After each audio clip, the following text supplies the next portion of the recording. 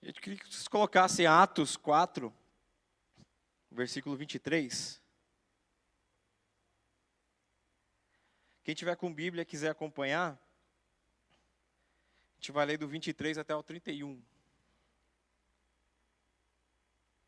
Aqui já. Eu vou ler aqui. Quando foram soltos, Pedro e João voltaram para os seus companheiros e contaram tudo o que os chefes dos sacerdotes e os líderes religiosos lhe tinham dito. 24. Ouvindo isso, levantaram juntos a voz de Deus, dizendo: Ó soberano, tu fizeste os céus, a terra e o mar e tudo o que neles há. Tu falastes pelo Espírito por boca do teu servo, nosso pai Davi. Porque se enfureceram as nações e os povos conspiram em vão? Os reis da terra se levantam e os governantes se reúnem contra o Senhor e contra o seu ungido. De fato, Herodes e Pôncio Pilatos reuniram-se com os gentios e com o povo de Israel dessa cidade para conspirar contra o teu santo servo Jesus, a quem ungiste. Fizeram o que o teu poder e a tua vontade haviam decidido de antemão que acontecesse. Agora, Senhor, considera as ameaças deles e capacita os teus servos para anunciarem a tua palavra corajosamente. Estende a tua mão para curar e realizar sinais e maravilhas por meio do nome do teu santo servo Jesus. Depois de orarem, tremeu o lugar em que estavam unidos, todos ficaram cheios do Espírito Santo e anunciavam corajosamente a palavra de Deus. No versículo 23, existe uma palavra-chave que a gente precisa entender de fato, porque senão eu não vou viver uma vida com Deus como ela deve ser vivida. Na verdade, ela vai me impedir de ter uma vida com Deus. Quando a gente lê aqui 23, o ponto-chave, o cerne desse texto, está aqui, o 24, quando fala assim, ouvindo isto, na minha tradução aqui está unânimes. Unânimes levantaram a voz e disseram: Tu, soberano Senhor, que fizeste o céu e a terra, e eles seguem uma oração. Juntos, unânimes. O que a gente vai falar hoje aqui é que existem diferenças dentro da casa de Deus. Existem diferenças dentro da igreja. Mas essa diferença, ela foi planejada por Deus. E essa diferença é o que acaba unindo um irmão com outro irmão. E essa união, ela é a chave para que você possa ter um relacionamento saudável com quem está ao seu redor e um relacionamento com Deus. E o seu irmão, para que ele tenha um relacionamento com Deus também. No capítulo 2, quando o texto está contando sobre a vinda do Pentecoste, e que o povo estava reunido, e estava orando, e estava junto, e eles tinham o mesmo propósito, eles caminhavam juntos para o mesmo lugar. Ali aconteceu o Pentecostes, que é talvez um dos grandes acontecimentos que você pode ler na Bíblia. Mas só aconteceu por quê? Porque eles estavam juntos, porque eles estavam unidos.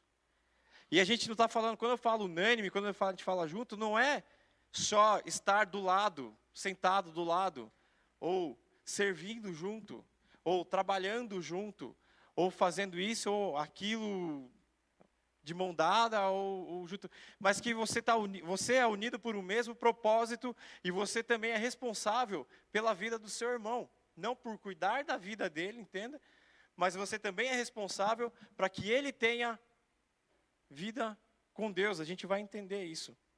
Nós fomos chamados para ser um com aquele que é diferente de mim. E eu tenho que começar a olhar para o meu irmão com graça. Eu tenho que começar a olhar para o meu irmão com misericórdia. Eu tenho que começar a olhar para o meu irmão e tentar entender por trás dele o que se passa na vida dele. Eu preciso ter empatia.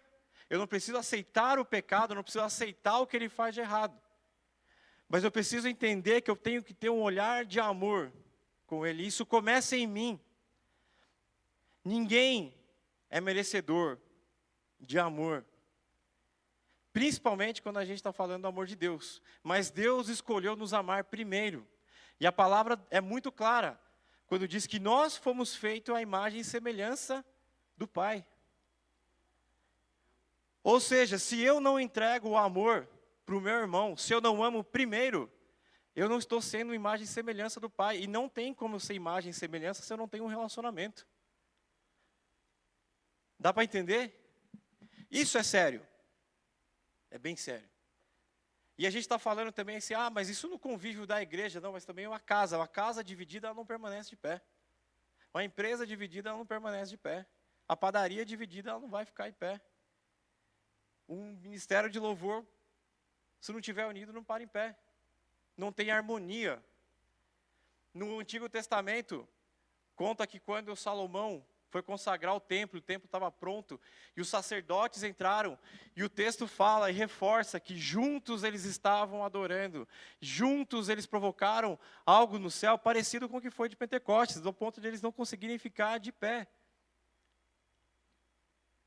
Mas isso não nasceu naquele dia, isso foi uma jornada. O templo demorou para ser construído.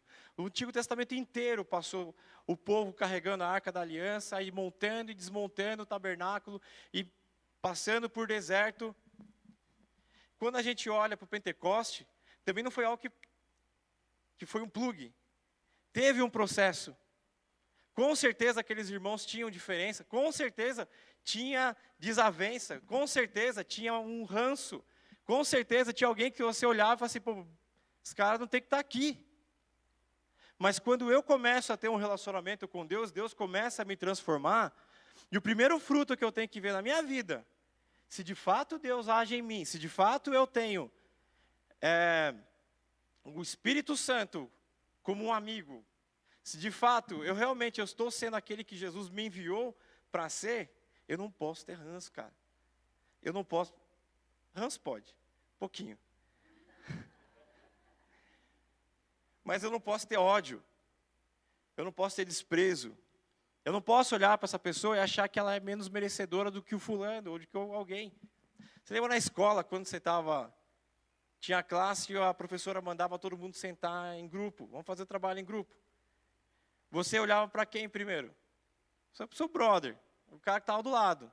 Você vai e sentava ali. Quando a gente alcança uma vida de caminhada com Cristo, Ele escolhe o grupo. E você vai ter que entrar naquele grupo.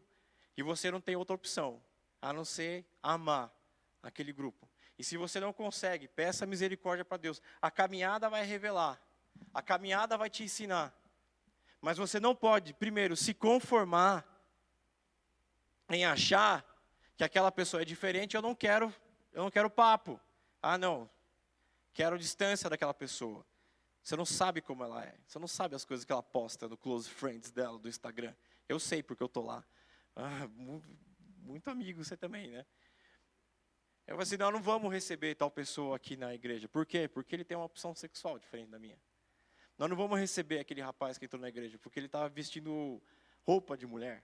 Eu não vou receber tal pessoa na igreja porque essa pessoa, semana passada, estava no bar. Você não sabe, mas eu vi lá. Não estava lá, mas eu estava perto. Entendeu? Deixa eu pegar o texto aqui. O relacionamento com Deus, ele depende do meu relacionamento com o meu irmão. Não tem uma outra via. Não dá. E essa é talvez a primeira verdade que quebra a mentira de que você pode muito bem ter a sua vida com Deus sem congregar em nenhuma igreja. Porque você precisa do convívio para ter um convívio com Deus. Eu preciso do meu irmão para ter um relacionamento com Deus. A gente vamos abrir aqui em Mateus 6.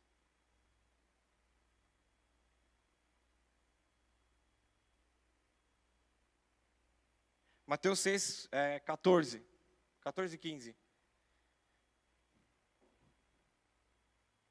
Está aqui embaixo.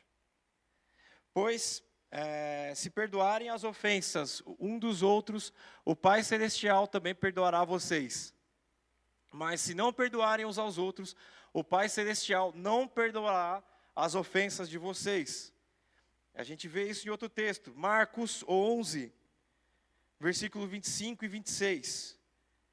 O meu está um pouco diferente aqui. Estou não quero olhar para trás. E quando estiverdes orando, se tendes alguma coisa contra alguém, perdoai, para que o vosso Pai Celestial vos perdoe as vossas ofensas. Mas se não perdoardes, também vosso Pai Celestial não vos perdoará as vossas ofensas. E quando a gente olha para esse texto, eu estou pensando justamente naquela pessoa que não é, talvez aquela pessoa que é da minha igreja, mas não é da minha casa. Mas em Pedro 3, versículo 7, fala: maridos, vós igualmente, vivei a vida comum do lar, com discernimento, e tendo consideração para com a vossa mulher como parte mais frágil, tratai-a com dignidade, porque sois juntamente herdeiros da mesma graça de vida, para que não se interrompam as vossas orações. Isso surge dentro da minha casa, e não tem como eu ser alguém a mesma pessoa, é hipocrisia. Eu chegar e, por exemplo, eu ser um cavalo dentro da minha casa, mas com os irmãos de casa eu visto aquela capa de misericórdia. Quando eu venho para a igreja, eu faço aquela cara de fervoroso e levanto a mão e tudo, mas chego em casa, eu sou um cavalo com a minha esposa, eu sou um cavalo com meus filhos, com o cachorro. Eu preciso começar o meu relacionamento com Deus, ele não começa só na Bíblia, ele não começa só na oração, ele começa da maneira como eu trato o meu irmão. Porque essa unidade é o que vai revelar a glória de Cristo na minha vida. A gente tem um poder. A gente tem o poder de matar uma pessoa. Eu não estou falando só fisicamente. A gente tem o poder de matar essa pessoa espiritualmente. Ranço alimenta ranço. Pecado alimenta pecado. Desprezo alimenta desprezo. Ódio alimenta ódio. Você pode achar que você não sabe que aquela pessoa não gosta de você. Mas uma hora essa pessoa vai saber, porque escapou, você comentou com alguém, e a pessoa que confia na outra pessoa, que confia na outra, e confia na outra, até que alguém comenta, ou até que a pessoa começa a perceber a forma como você trata justamente essa pessoa. Se essa pessoa, ela cria um problema comigo, ela está sendo impedida de ter um relacionamento com Deus. Isso foi provocado por quem? Por quem odiou primeiro, por quem rejeitou primeiro. E nós fomos chamados para amar primeiro. Essa é a diferença. O pai é responsável, sim, pela vida espiritual da sua casa. Começando pela forma como ele trata a sua família, como ele trata a sua esposa.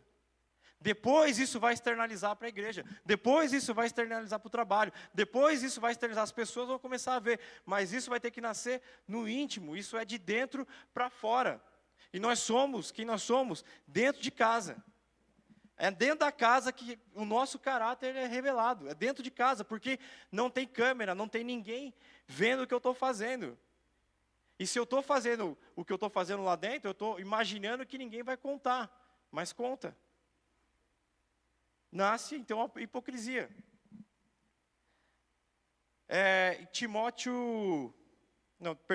Provérbios 6, versículo 16.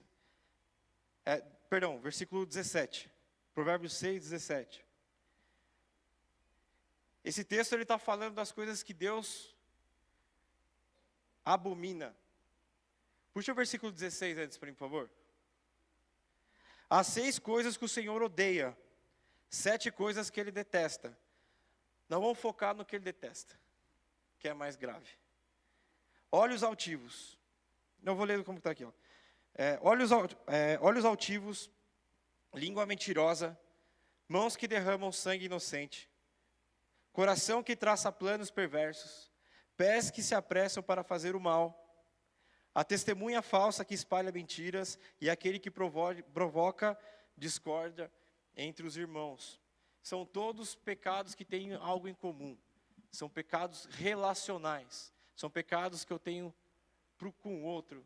Não é aquilo que eu alimento entre si. Poderia aparecer aqui, talvez, pornografia, se a gente for olhar para hoje. Mas é uma coisa que eu estou alimentando, um lixo que eu estou jogando dentro para mim. Mas o que Deus mais odeia, o que Deus mais abomina é aquele pecado que eu cometo contra o meu irmão. É o ódio que eu coloco para o meu irmão. Aquela sentença que mesmo eu não sendo juiz, mas eu brinco de ser Deus, Eu profiro contra o meu irmão porque é aquilo que ele merece. E você determina que é aquilo que ele merece. E a palavra diz, você vai julgar, você julga, você vai ser julgado. O mesmo rigor que vai ser usado contra você usar contra o seu irmão, vai ser usado contra você também. A gente tem que parar de brincar de esconde-esconde espiritual. A gente tem que ser cru. A gente tem que ser aquilo que eles estão me vendo aqui na igreja, que a pessoa que eles estão vendo aqui tem que ser a pessoa que está na minha casa, tem que ser a mesma pessoa que está na célula. Que mostra sim os seus sentimentos, que tem sim defeitos, que tem sim alguma coisa talvez contra o seu irmão, mas não se conforma. Mas clama por misericórdia de Deus, para que essa natureza seja mudada. Porque nós não estamos falando só da sua vida, a gente está falando da vida do seu irmão. Eu não estou falando da sua, eu estou falando da dele. Eu não estou falando da minha, eu estou falando da vida da minha esposa. Porque eu posso decretar a morte espiritual dela. Eu tenho esse poder, você tem esse poder. A gente não para pensar nisso. A gente acha que, assim, não, está tudo certo, a gente vai fazer na igreja, eu cumpro o meu papel aqui, eu faço o checklist do crente. Mas eu não vivo aquilo que eu estou estudando, eu não vivo aquilo que eu estou orando, eu não vivo aquilo que eu estou cantando dentro da igreja. Esses dias atrás, a pastora Lúcia deu uma direção muito forte aqui.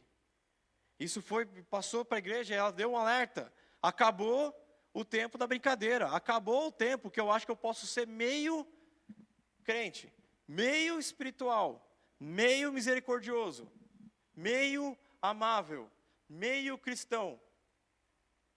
Porque essas diferenças agora, elas vão começar a aparecer de forma mais grave. A começar pelo contexto que a gente vive. A quantidade de ódio que é jogado.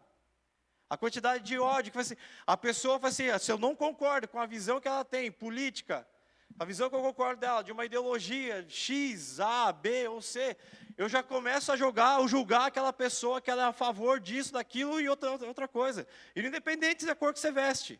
Você está vestido vermelho, você veste verde e amarelo. É um fogo cruzado. Mas você não vê ninguém sendo misericordioso. Você não vê, chega aqui, ó, senta aqui, meu irmão, vamos conversar. A gente não consegue respeitar aquilo que Deus criou, que foi um ser humano diferente de mim. A diferença entre os irmãos, eu não estou falando as contendas, mas eu falo o fato de perfis diferentes é aquilo que faz da graça.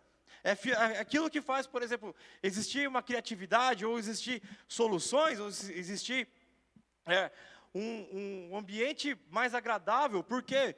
Porque eu estou aprendendo, porque eu estou ouvindo de outra pessoa, eu estou começando a entender, eu estou começando a ver as coisas por outra perspectiva, talvez. E se a pessoa ela tem um problema comigo, acabou ali o problema, porque eu não vou alimentar aquilo de volta. Você não pode alimentar aquilo de volta. Ao passo que existe um outro lado da moeda, que a gente fala sobre os frutos do Espírito, mas ele tem uma peculiaridade, não vou dizer uma similaridade, mas ele tem uma coisa curiosa com aquilo que a gente leu em Provérbios 6. Põe para mim Gálatas 5:22, por favor.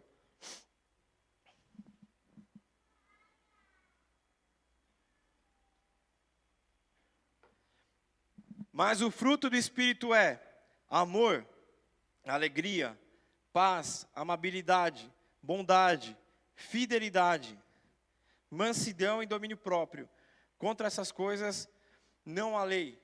Percebe que esses frutos, ao mesmo passo que os frutos, que aquilo que Deus abomina, são pecados relacionais, aquilo que são os frutos do Espírito, que é gerado pela presença do Espírito Santo, que é gerado por uma vida com Deus, que é gerado por uma caminhada, que foi aquilo que foi gerado no Pentecostes, aquilo que foi gerado ao longo de outras gerações. Quando a gente percebe os grandes avivamentos e tudo, você percebe os frutos do Espírito são puramente relacionais. Eles não são para mim, ele é para o meu irmão. A mansidão não é para mim, a mansidão é para o meu irmão. O amor não é para mim, o amor é para o meu irmão. Se eu estou alegre, se eu estou feliz, eu vou contagiar o meu irmão. A alegria não é para mim, a alegria é para o meu irmão. A árvore que dá fruto, não dá fruto para ela. A árvore não come o próprio fruto. Quem come o fruto da árvore é aquele que está ao redor. Qual é o fruto que eu estou oferecendo para o meu irmão? Está envenenado? Ou a pessoa que está do meu lado, ela se sente encorajada? Ela vê um exemplo? Eu não estou jogando responsabilidade em cima da sua cabeça, mas se você tem uma vida com Deus, se você de fato reflete aquilo que Deus é, se você tem uma vida com Jesus, você vai naturalmente refletir os frutos do Espírito. Amém? Um dos principais erros da igreja, principalmente igrejas que são mais pentecostais, aí mais do reteté, você acha que você acha? A pessoa fala em línguas. Nossa, a pessoa é batizada no Espírito Santo. Como é que você sabe? Você caminha com ela? Você está do lado dela? Pergunta para a esposa, ou para o marido, ou para um amigo, então essa pessoa é batizada no Espírito Santo? Por que você está falando isso? A pessoa não fala em línguas? Enrolar a língua e falar alguma coisa, só imitar a novela das 8 lá, lá do coisa. Mas os frutos do Espírito são gerados a partir do que eu tenho esse batismo no Espírito Santo. A partir do momento que eu sou batizado do Espírito Santo, eu começo a revelar esses frutos. E falar em línguas é só um sintoma. Sinto muito. E se você ora, está ali, vamos orar em línguas, e você começa a orar em línguas, mas você ainda continua tendo um problema com o seu irmão, a sua oração é em vão. A gente acabou de ler aqui, tem 2 textos. Se eu tenho um problema com o meu irmão, a minha oração não está sendo ouvida. Se a sua oração não está sendo ouvida, você não tem relacionamento. E o outro texto fala ainda que se você tem um problema com o seu irmão, você não vai ser perdoado enquanto você não perdoar seu irmão. Olha o quanto grave que é isso. É uma pandemia. É uma pandemia de morte. É uma pandemia muito mais grave do que coronavírus ou qualquer outra pandemia que tenha passado. Porque você não está vendo o vírus. E você às vezes é o vírus e você acha que você é a solução. E você começa a jogar, pregar para todo mundo e falar como que deve ser e apontar os erros do outro e você não olha para si próprio. E quando você não faz aquela análise interna, você não para analisar que você está devendo perdão. E não interessa o que fizeram, meu amigo, não interessa. A gente não tem outra opção. Não tem outra opção. Deus não dá, Deus é taxativo. Jesus, ele era muito claro. Perdoe, perdoe, perdoe, perdoe. Mas perdoa. Quantas vezes? 70 vezes 7.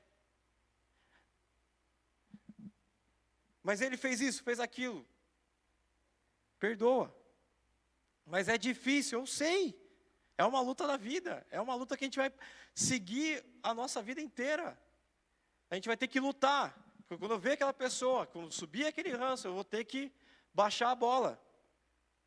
Porque aquele próprio ranço que eu estou alimentando contra a pessoa, aquilo ali espiritualmente está cortando o meu relacionamento com Deus. E se você não faz por amor a você, faça por amor a outra pessoa. Se você não está de amor nem para você, nem a outra pessoa, faça por temor a Deus. Porque essa é a lei. Isso que Deus deixou para a gente, é isso que Deus ensina, é isso que Jesus ensinou para os discípulos. Não tem outro caminho. Não tem outro caminho, porque isso vai dividir a igreja, isso vai dividir a sua casa. Não interessa se você chegou aqui hoje, por exemplo, você é visitante. Isso serve para você também. Porque casa dividida não para de pé. Sociedade dividida não para de pé. Eu não posso ter uma divisão com os meus filhos, eu não posso ter uma divisão com a minha família, eu não posso ter uma divisão com meus colegas de trabalho, porque uma hora vai cair. E vai cair para o seu lado. E vai cair para o lado dele também. E eu tenho que parar para pensar, eu vou olhar, começa a analisar o seu entorno. Começa a analisar, fala assim, quem está do meu lado? Começa fulano, ciclano, então assim, se a lista for grande, pega um papel. Não vai dar para lembrar, vai anotando. Mas perdoa, vai anotando. Mas o que a gente está falando aqui não é só o fato de perdoar, mas a gente pode ver isso por uma outra perspectiva, que é criar unidade. Criar união. Eu vou olhar para o meu irmão, eu vou olhar para a pessoa que está do meu lado, e falar assim, cara, eu vou ter uma unidade com ele, eu vou ter um pacto com ele. Qual é esse pacto? Um pacto selado pelo sangue de Jesus. Porque se Jesus morreu pela sua igreja, ele morreu por todos, ele não está fazendo acepção, ele não está selecionando, mas ele morreu por todos. E a graça de Deus e a salvação, ela é disponível para todos. Você, eu, não podemos ser pedra de tropeço, mas a gente não pode ser barreira para que essa pessoa alcance. E você vai ter que engolir o seu ranço. Você vai ter que engolir a sua diferença. Você vai ter que olhar para aquela pessoa. Quando subir aquele negócio, você vai contar até 50, se for o caso. Mas você não vai deixar aquilo subir o teu sangue. Por quê? Porque o fruto do Espírito, um deles é mansidão. Eu freio a minha língua. Eu seguro a minha língua. Ninguém precisa saber o que você pensa do fulano. Ninguém precisa saber. Mas quando você entrar no seu local de oração, você coloca isso diante de Deus, e Deus vai te dar graça. Você coloca isso diante de Deus, e Deus vai te capacitar a perdoar. Pedro, quando os soldados invadiram o jardim para capturar Jesus, para levar ele para a cruz, Pedro chegou lá, sacou a espada: eu vou cortar a orelha desse soldado. Pá! E foi para cima de todo mundo, e faz assim, Jesus fala: não. Jesus vai lá, pega a orelha do soldado, coloca no lugar. Eu queria ver essa cena. Netflix do céu, eu vou pedir para... Já vou deixar salvo na playlist já. E aí Jesus fala: não. Jesus manso. Jesus perdoou, Jesus não olhou e falou: perdeu a orelha. Eu falei: não, está aqui sua orelha de volta, meu amigo. Jesus é o maior exemplo que a gente tem de mansidão. Jesus é o maior exemplo de frutos do Espírito. É só eu olhar para Jesus. Quero saber como que eu tenho que lidar com essa situação. Busca o exemplo de Jesus, leia os evangelhos. Vai ter ali o manual completo de como você tem que ser.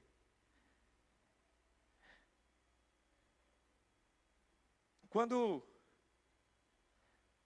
Pedro tenta agir pelas próprias mãos, Jesus segura ele. E num outro diálogo, Jesus fala: você vai me negar 3 vezes? Não, Jesus, não, imagina, eu estou com você, estamos fechados, vamos junto até o fim. E o que acontece? Pedro nega Jesus 3 vezes. E na terceira, cara, como deve ter doído isso? Na terceira vez que o galo cantou, eu não vou contar a história toda aqui, mas é a terceira vez que o galo cantou, a Bíblia conta que Jesus olha direto para os olhos de Pedro. Pedro cai em si. Pedro tem consciência de quem ele é. Pedro não era aquele super-herói da fé que ele achava que era. Pedro não era o super-apóstolo que ele achava que ele devia ser. Ele estava longe ainda. Jesus é crucificado, Jesus ressuscita. Nesse meio tempo, Pedro junta as suas coisinhas e volta para a vidinha dele de pescador. Eu não mereço. Pedro tem consciência de quem ele é como humano. Pedro tem consciência de quem ele é, do quão falho que ele é, do quanto que ele falhou com Jesus. Mas nas primeiras coisas que Jesus faz, Jesus vai até a praia, chama Pedro, que estava no barco, e Pedro vem correndo, pula na água e tem um momento de reconciliação ali. E o exato lugar onde aconteceu a reconciliação foi onde eles se conheceram pela primeira vez. E tinha um braseiro com peixes, como tinha na primeira vez. Jesus remontou toda aquela cena de quando eles se conheceram, toda aquela cena do primeiro amor, aquele vislumbre que dá aquela paixão, aquela coisa que você quer sair correndo, contar para todo mundo. Pedro está na fossa depois disso, e Jesus remonta aquele mesmo local e fala assim: volta para mim, volta para os meus braços, volta para o lugar de onde você nunca deveria ter saído. Naquele momento, de joelhos, naquele momento, quebrantado, arrependido, buscando perdão e sendo perdoado, Pedro foi capacitado por Deus para morrer. Pedro foi capacitado por Jesus ali, naquele momento, a ser o apóstolo que ele foi. Mas isso precisou levar uma jornada. Você não pode desprezar a caminhada que você está fazendo. Vamos olhar para uma outra perspectiva, aquele problema que você tem. Vamos olhar para vamos ressignificar.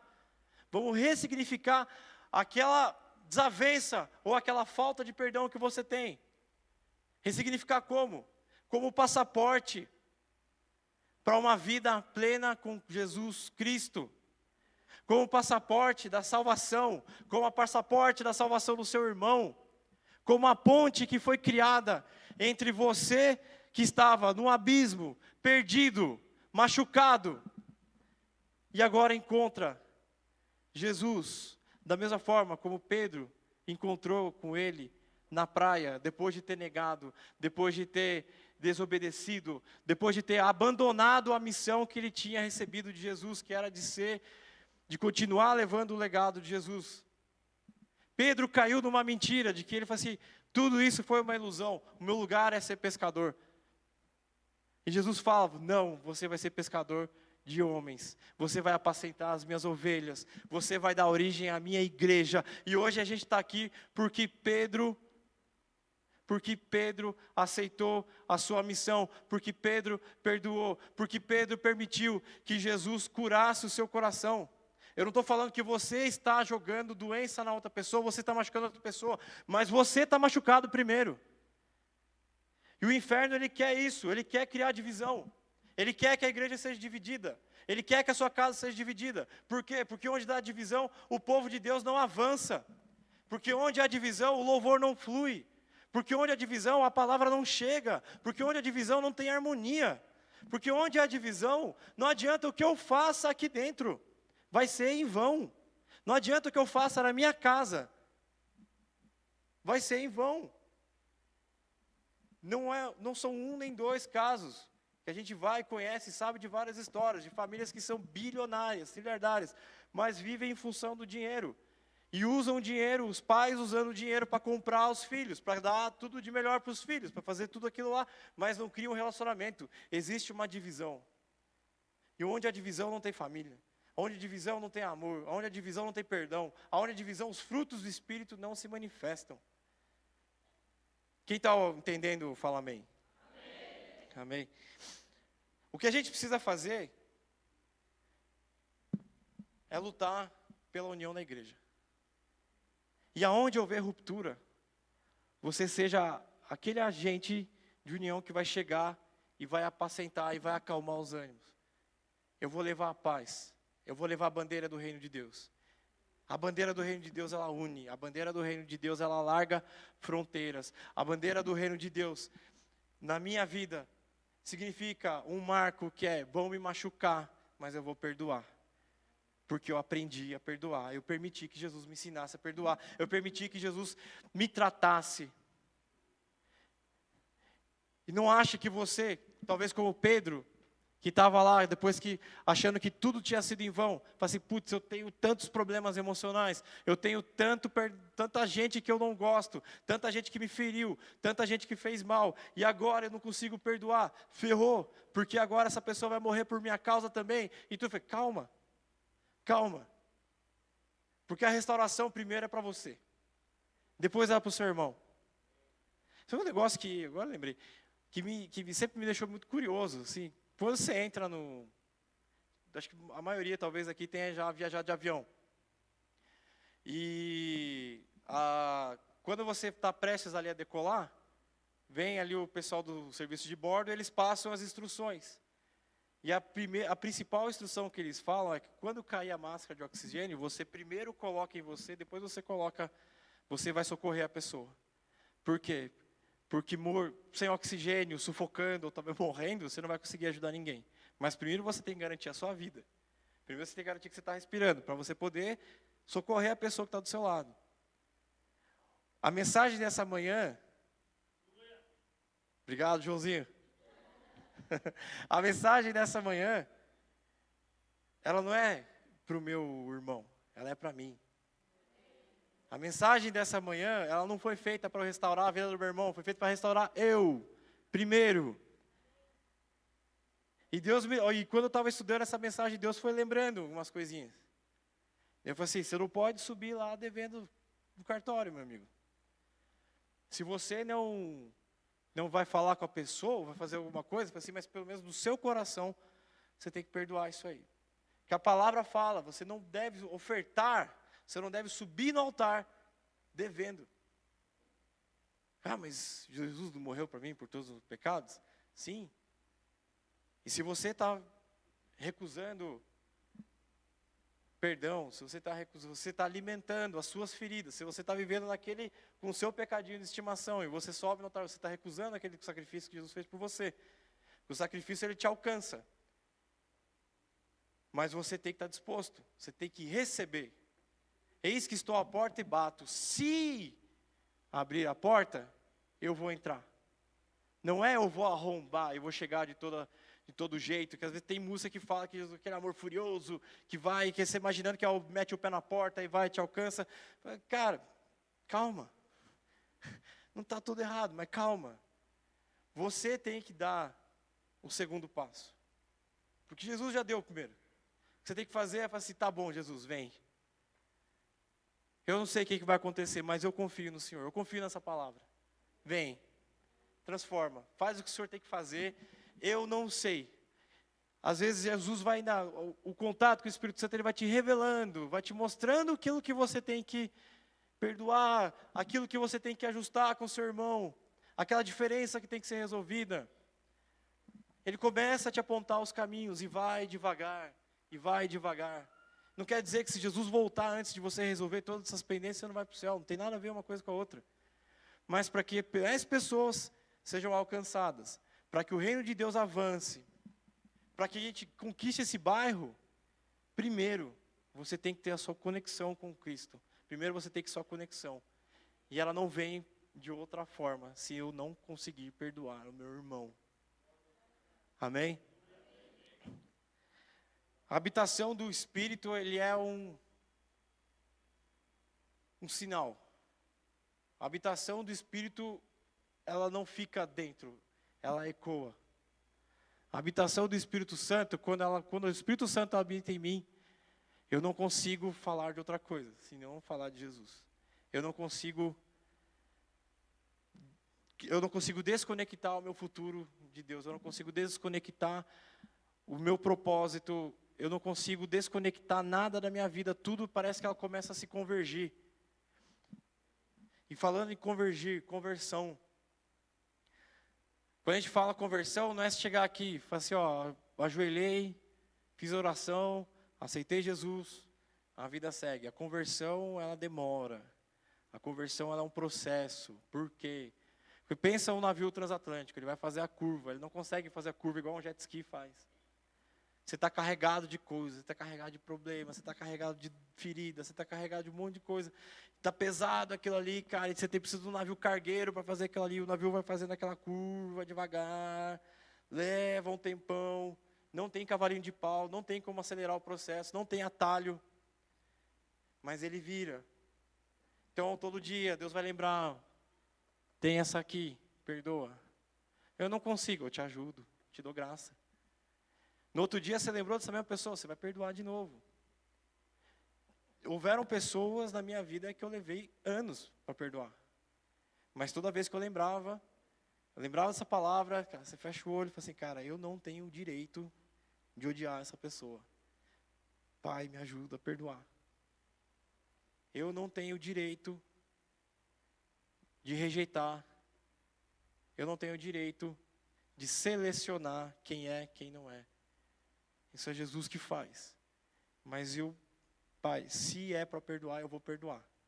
Mas está difícil. Aí Jesus está do lado. Calma, eu vou te ajudar. Calma, eu vou te dar graça. Amém? A comunhão, ela vai gerar aperfeiçoamento. Ferro afia o ferro. Eu sou aperfeiçoado à medida que eu me relaciono. Eu sou aperfeiçoado na célula, com os meus discípulos, com minha discipuladora. Eu sou afiado quando eu converso com os pastores da igreja, quando eu converso com os irmãos, quando eu tenho esse convívio. Mas para eu chegar nesse aperfeiçoamento, para começar a ser aperfeiçoado, existe esse passaporte. Eu queria orar por você agora. Se você está entendendo que você talvez esteja com essa conexão interrompida, se talvez você está sendo aquele cara, aquela pessoa que está impedindo do seu irmão conhecer a Cristo, dele ter um relacionamento com Deus, se você sente que a sua oração não está sendo ouvida, hoje Deus vai escutar. Hoje Deus vai atender. Por quê? Porque hoje você sabe que o passaporte para a sua oração ser ouvida é perdoar. Porque o passaporte para a sua oração ser escutada por Deus, para ela chegar. Sabe quando você acha que o céu está feito de pedra, que tá tudo, parece que você está um escudo em cima, que você está orando e não vai. Para, analisa a sua vida. Perdoa. Vai começar a aparecer aquelas rachaduras, e aquele escudo começa a se quebrar, e a glória de Deus invade aquele lugar. Por quê? Porque você finalmente entendeu qual é o acesso que você precisa, qual é o passaporte desse acesso, qual é a chave que abre essa porta, amém? Queria que você se colocasse de pé, e começasse a orar agora.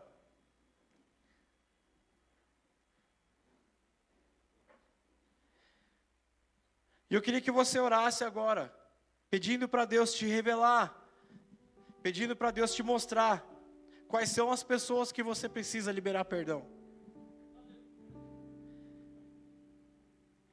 Aquelas machucados, aquelas feridas, elas não vão mais dominar a sua vida a partir de hoje, porque Deus está ouvindo a sua oração, meu irmão. Deus vai ouvir a sua oração, porque hoje você tem esse acesso, hoje se fez luz na sua vida. Hoje você olha para a sua vida e você sabe exatamente qual é o caminho para chegar junto do Pai. Não permita que o inferno avance sobre a sua vida. Não permita que pedras no caminho, não permita que rancor, não permita que preguiça espiritual, não permita que a falta de perdão te impeça de chegar até Deus, não te impeça de chegar até Jesus Cristo, mas Ele vem até você, e você estende a sua mão. A partir do momento que você perdoa, você estende a mão para Cristo, você permite que a sua oração chegue até Deus, e uma vez que ela chega até Deus, ela é escutada, ela é ouvida. Se você quer receber oração, eu te convido a vir aqui para frente. Eu te convido a vir aqui para receber perdão e ser perdoado. Eu te convido a vir para frente e perdoar aqueles que te ofendem. Eu te convido à frente para você perdoar aqueles que te machucaram, que machucaram a sua família. Porque hoje eles vão ser libertos. Hoje, em nome de Jesus, a salvação vai chegar até a tua casa. Porque primeiro, você criou a sua conexão. Primeiro, você está olhando para dentro de si e está enxergando aquilo que precisa ser transformado. E isso vai transformar todos que estão ao seu redor. As desavenças vão ser transformadas em amor. A inimizade vai ser transformada em amizade. O ranço vai se transformar em alegria. Hoje você está sendo libertado. Eu queria convidar o G12 Pastoral para ministrar sobre os irmãos que estão aqui à frente.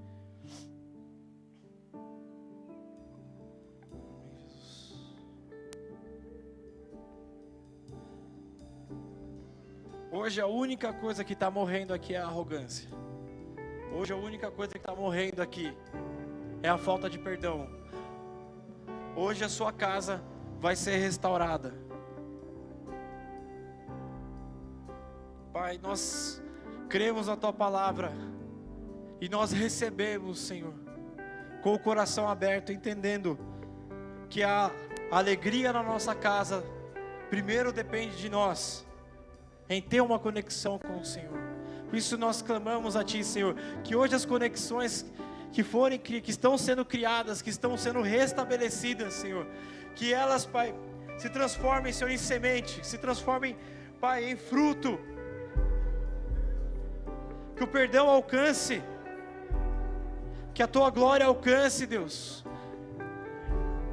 Que hoje a Tua glória seja resplandecida na vida dos nossos irmãos, porque hoje o perdão é em abundância, porque hoje o perdão está sendo liberado, hoje vidas estão sendo salvas, porque nós entendemos que nós precisamos ser tratados pelo Senhor, para que não só nós sejamos salvos, mas aqueles que estão ao nosso redor, e nós não somos juízes, nós não queremos ter o poder de morte sobre a vida de pessoa, mas sim de vida, de revelar os frutos do Teu Espírito, de revelar o caráter de Cristo na minha igreja, na minha casa, no meu trabalho, na minha comunidade, Senhor. Em nome de Jesus, Deus, nós clamamos a Ti, Senhor. Tem misericórdia de nós, Senhor. Dá força, Senhor. Nos dá fé para perdoar, Pai. Nos ajuda, Senhor. Nós precisamos da Tua força para que o perdão alcance, para que o nosso perdão cure outras pessoas, para que o nosso perdão deixe de ferir, deixe de machucar. E nós oramos, Senhor, nos capacita, nós clamamos, Senhor, capacita-nos, Senhor, a perdoar, capacita-nos, Senhor, a ter uma conexão com o Senhor, que hoje esteja nascendo ou renascendo um relacionamento com Jesus, que vai transformar a minha vida, que vai transformar a vida dos meus irmãos, que vai transformar a minha casa, em nome de Jesus.